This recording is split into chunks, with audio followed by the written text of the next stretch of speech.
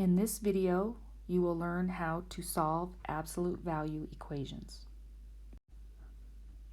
So just as a warm-up, let's evaluate some absolute value expressions.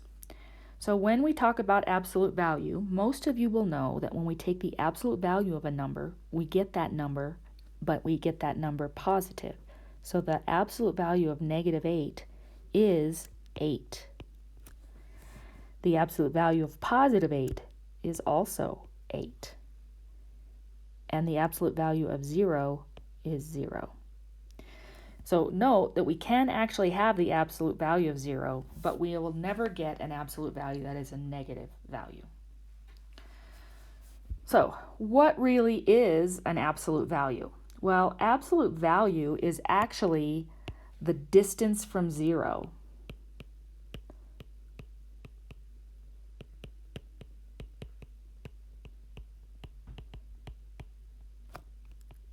So when we talk about the absolute value of 5, and we know that the answer here, we're saying what values of x are 5 units away from 0, and that answer is 5 or -5.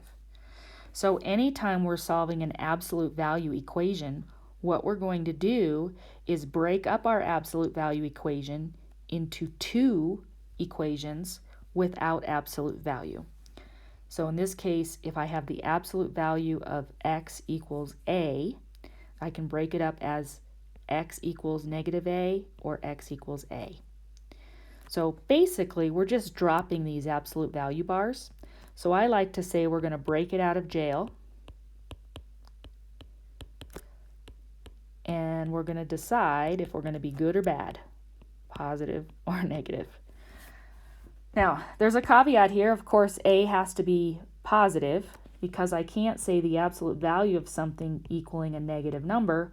We just saw that a distance is measured in a positive value, so we can't have an absolute value that's negative.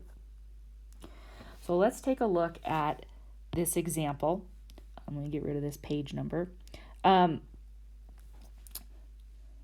If we have the absolute value of 2x minus 6 equals 8, we will drop those absolute values and we will say either 2x minus 6 equals 8 or 2x minus 6 equals -8. Notice that what's inside those absolute value, which we call the argument, is not changing at all. We're just dropping the absolute value and we're saying it's either equal to 8 or -8. Then I solve my two different equations, so I'll add 6 on this side and get x equals 7.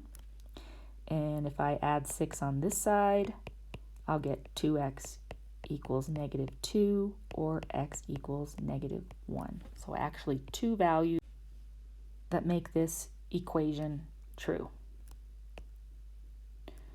All right.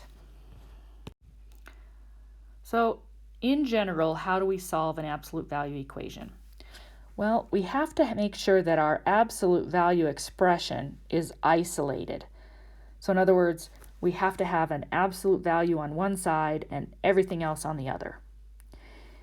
If our value of c here is greater than 0, we can break it up in two different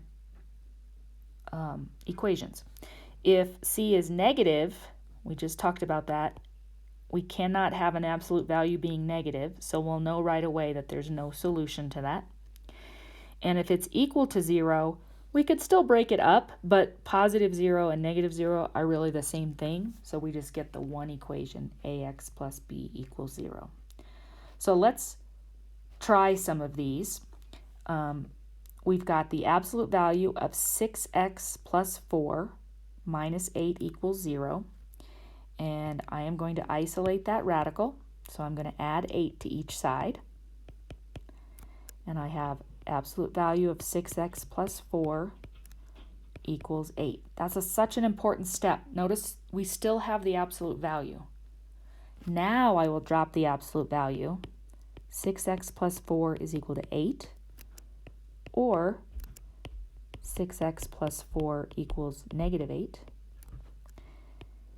Subtracting 4, we get 6x equals 4, or x equals 2/3. And if I subtract 4 here, 6x equals -12, or x equals -2. So again, 2 answers here. Now, if I wanted to look at this graphically, I recommend that you graph these on either Desmos or your graphing calculator, and you can graph y equals 6x plus 4 and also y equals 8 from this equation here, and then see where those two intersect. Let's look at example B.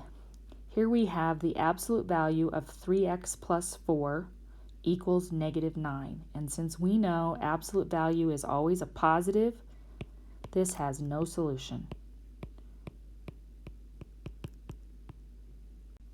We want to make sure that we're keeping an eye out for that negative, because if you were to try to break this up, you're going to get two values, but they are not going to check. Okay. The next examples are similar. In this one, we have to make sure our absolute value is isolated. So we're going to start by adding 4 and get the absolute value of 3x minus 5 equals 10. So that's not negative, so we're in good shape. And then we'll break it up as 3x minus 5 equals 10. That's breaking out of jail and being a good citizen. Or 3x minus 5 equals -10, which would be breaking out of jail and not being a good citizen. Hopefully that helps you remember how to do these. Okay, so we're going to add 5 on the left. 3x equals 15, or x equals 5. And if I add 5 on this side, I get 3x equals -5, or x equals -5/3. All right. One last example here. We have the absolute value of minus 5x plus 10 equals 0. Since I have this isolated already and it's set equal to 0, I need only drop the absolute value. I could do equals positive 0 and equals -0, but since positive and -0 are exactly the same, we only get 1. So now I will subtract 10 and get x equals 2. All right, that concludes this video on absolute value equations.